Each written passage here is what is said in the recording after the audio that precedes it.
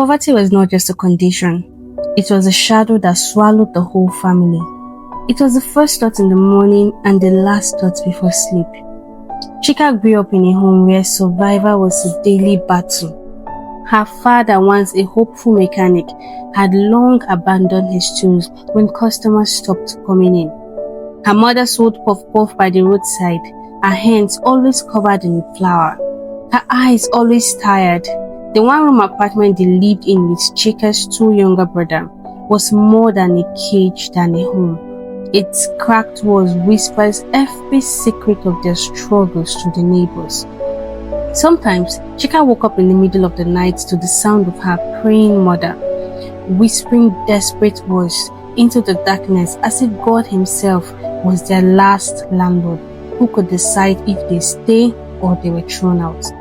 Other nights, it was their father's cough that tore through the room, heavy and wet, reminding everyone that even sickness was a luxury they couldn't afford to treat. Yet, in all of this hardship, Chika carried something that separated her from her environment, a sharp mind and a hunger for more.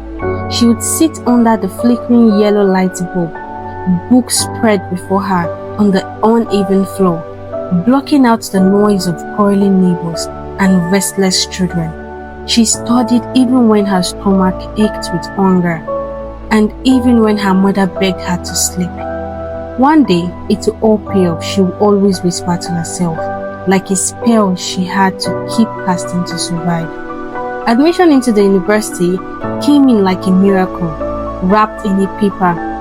When the letter arrived, her mother cried openly, clutching it like it was a ticket out of their suffering.